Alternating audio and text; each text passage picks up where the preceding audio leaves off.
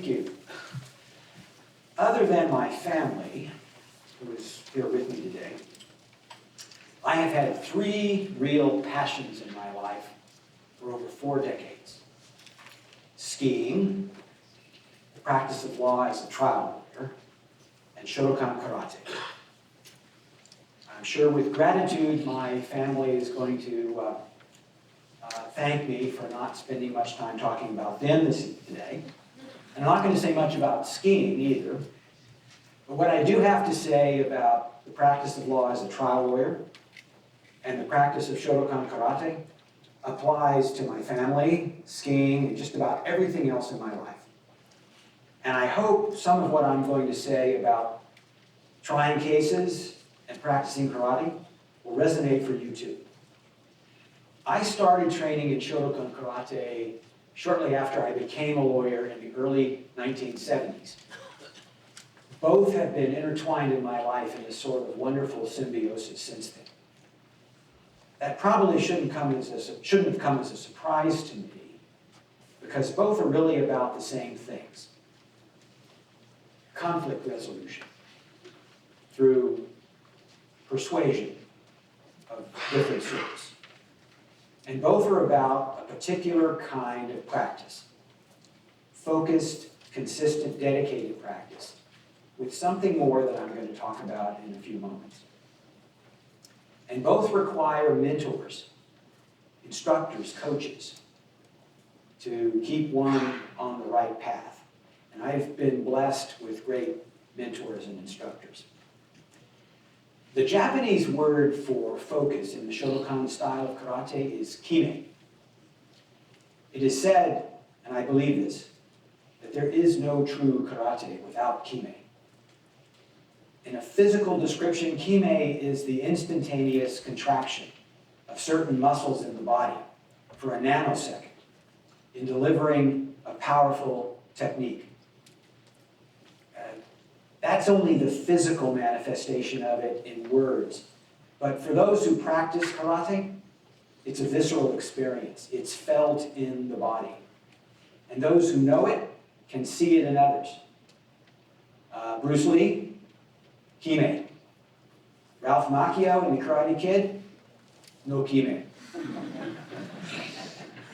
The word kime is derived from another Japanese word, kimeru. It's a verb that means to decide. In kumite, or sparring, when a fighter delivers a powerful technique with kime and proper distance and timing, it is said to be kime waza, decisive technique, finishing blow.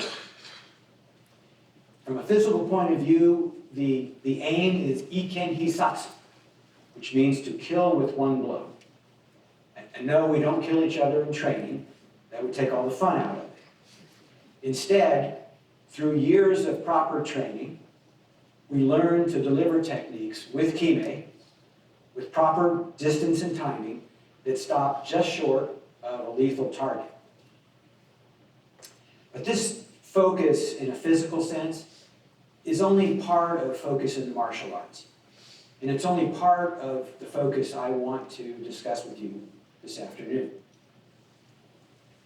Focus in the martial arts and in the practice of law as a trial lawyer consists of a deliberate mental method, a deliberate attitude, as well as a visceral experience.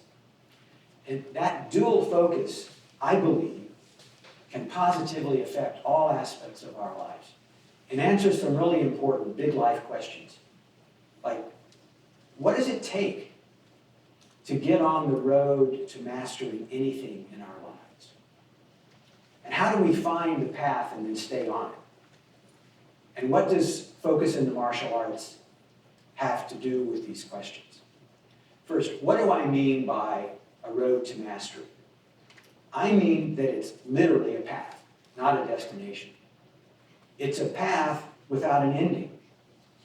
In my own experience in trying cases and in practicing karate, I have found that the longer I've been on the path and the more skillful I've become, the less I have thought of myself as a master. And yet, ironically, the more content I have felt. A little side story. When Paul McCarthy was putting this together, he asked me for my bio, and I gave it to him, and he saw that I had been training for many decades and had reached a fairly high grading in my style. And he had originally listed me as a karate master. I immediately responded and asked Paul to change the description. I said, I don't think of myself that way. I don't ask people to refer to me that way. And I would prefer that if you could just change it to something like karate instructor, which he graciously did. If I had thought about it a little longer, I think I would have asked him to change it to this: extremely advanced beginner. Because that's the way I think of myself, as still having a beginner's mind, as still being curious and still learning. And I feel that way about everything I'm doing, both in karate, in my work as a trial lawyer, and in every other aspect of my life. So what does this path to mastery look like? Well, the conventional wisdom is that the path to mastery is this always upward moving straight line. But I don't believe that's the case. The actual path to mastery looks like this. It's a series of plateaus. Now, this piece of art comes from one of my favorite martial artists and authors, George Leonard, who wrote a book conveniently entitled Mastery. And in this book, he describes the path to mastery as a series of plateaus. When you start on any particular skill set, you have to travel a plateau. As you start to learn mind and body. But after a while on the plateau, there's a surge of progress, followed by a slight decline. The slight decline happens because you're now being offered the opportunity to engage deeper, more complex skills. And then you're on another plateau. And then another surge of progress, followed by another slight decline, another higher plateau, and so on, and so on, and so on. Now, this is an idealized view. Sometimes the plateaus are longer, sometimes shorter, but this is the typical progression. The key here, though, is that all of the learning is happening on the plateau. George Leonard writes that while you are practicing, you have to be willing to stay on that plateau, even when you seem to be getting nowhere. Because that's where mind and body are learning this deliberate mental method and this visceral experience. So, what do we need to do? Well, first of all, we need to recognize that there's a lot of obstacles in our way. This path that George Leonard described is not an obvious one. In fact, it's a path that we usually don't get to see because the world is doing everything it can to prevent us from getting on a path and staying on it. George Leonard writes that the world can best be viewed as a prodigious conspiracy against mastery. We are seduced every day with promises of instant gratification, commercials that advertise fitness in 6 minutes or less, this or that drug for immediate pain relief, one shortcut after another. So the paths that the world is offering to us every day, 24/7, are dead ends, the opposite of a road to mastery. There are other obstacles. Time. We're being pulled every which way by things that distract us. Phones, the internet, television, the cacophony of sounds in our environment. It's hard to master anything without time. And there are also personality quirks that get in the way. George Leonard describes 3 different kinds of personalities: dabblers, hackers, and obsessives. all of whom are not on a road to mastery. The dabbler is the person who is literally dabbling in different kinds of activities, but never stays around long enough to find out whether there's any deeper meaning in it. The hackers are those who will stay with a task. They'll stay with it forever. But they are willing to settle for the lowest plateau and not get any better. And then there's the obsessives. I've seen them repeatedly in my school and here. The student who comes in and says, I'm in love with this. I'm going to master this in 6 weeks. And they will train very hard for those 6 weeks until they get terribly frustrated and then quit and go on to something else. I have myself some traits of the dabbler. And I'm a hacker when it comes to things like bowling and golf. And maybe you've had that experience too with some things. But there is a time in our lives when we need to find those things we're willing to dedicate ourselves to. But how do we do that in light of all these obstacles? Well, the first thing you have to do is decide on a practice. And I think martial arts provides the template, the perfect template, because it is the essence of this deliberate mental method and this visceral experience. That's what martial arts is designed to provide. Once you decide on a practice, you're going to need something else. You're going to need a mentor or a coach. Very important. Why is that important? Because in your practice, you need someone to keep you on the path, to help you to see the right way to practice. And there is a right way. It's not simply showing up every day, although that's really important. Because if you want to experience those surges, you have to show up. You have to train diligently, and you have to have a lot of patience. But you need something more than that, and that's what the mentor or coach will provide. The coach will teach you to train in a perfect way, what I call perfect practice. You know, the conventional meme is practice makes perfect. But that's not true. Practice simply makes permanent. Only perfect practice makes perfect. When you have the right coach or the right mentor, they will help you to remove the imperfections from what it is you're doing. And the closer you get to perfection is the more times you remove imperfection. Now, I know what you might be saying. Well, what's he talking about? No one's perfect, so there is no such thing as perfect practice. Absolutely true. Perfect practice is the aspiration. It's the challenge. It's part of the reason that the path is never ending. Another of my favorite martial artists and authors and psychoanalyst, Richard Strauss Heckler, wrote in one of his books, "In the heat of the game, we play to the level of our practice. But we want to play at a very high level. And if you wish to do that, you need to have a mentor or instructor to help you to see the right path, to see the flaws that you may not see, to keep you moving in the right direction despite all the obstacles. You're going to need one more thing. Grit.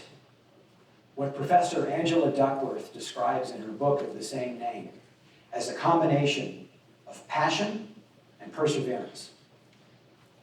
You're going to need grit because as you move along your path, you're going to be challenged in a lot of ways, and not simply by the skill set which you're continuing to strive to deepen.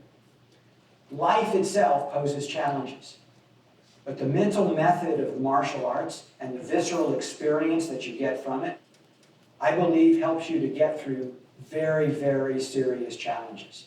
Some that I've faced myself in my life, and some of which I'm sure all of you will face. But it's also this grit that will help you in your practice to accept failure. Even sometimes looking like a fool as you deepen your engagement. you'll learn that, as I have, that failure is not the opposite of success. It's part of success. I had a professor one time who said, if you knew you were going to succeed on the 10th time, every time you failed, you wouldn't view that as something negative. You would say, only one more step to getting to progress, to getting to success. And that's the attitude that I think grit delivers to us. The martial art expression for grit is 7 times down, 8 times up. You're also going to want to have an intention, a mental visualization of what you wish to be in your practice, whatever it may be. When you decide on your practice, it doesn't have to be a martial art. It could be anything you choose. It could be dance or yoga or knitting or a personal or family relationship, or it could be a career choice. But whatever you choose, it should be something that you're passionate about, something you love to practice. Now, easier said than done.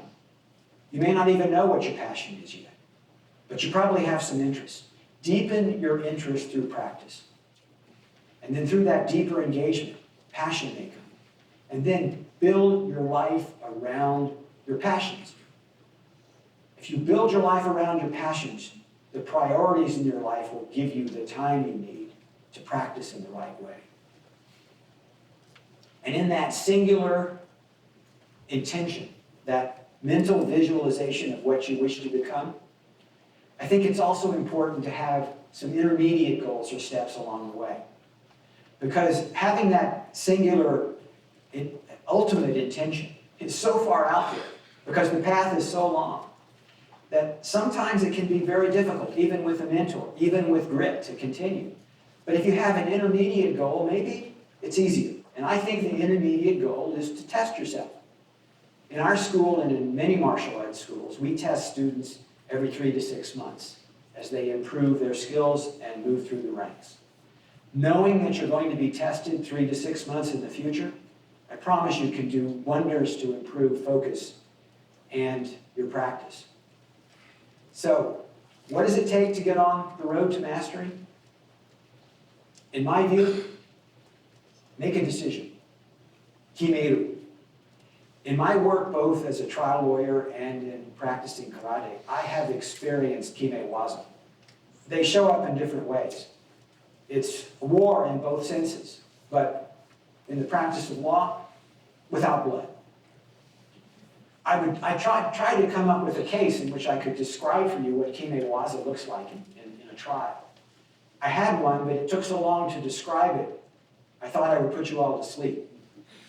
But I'll give you one example that happens many times. It happened when I was a federal prosecutor and prosecuting serious federal crimes, and it's happened in private practice. This is what kime waza looks like in the trial of a case. The defendant is on the witness stand. I'm in cross-examination of that witness. And during my cross-examination, I demonstrate before judge and jury that that witness has just lied under oath. That is kime waza. Both in the practice of law as a trial lawyer and in the practice of karate, we see the same things. And you'll see the same things, I hope, in whatever it is you choose as your practice. You'll need the same things: passion, perseverance, grit, your own mentor, and a huge dose of humility. In my own life, I have seen these things and how they affect my students and those who I work with. I've tried to be a mentor to others in both. There are 10 degrees of black belt in the Shotokan style of karate. And no one ever makes it to the 10th degree, except in a ceremonial sense at the end of one's life.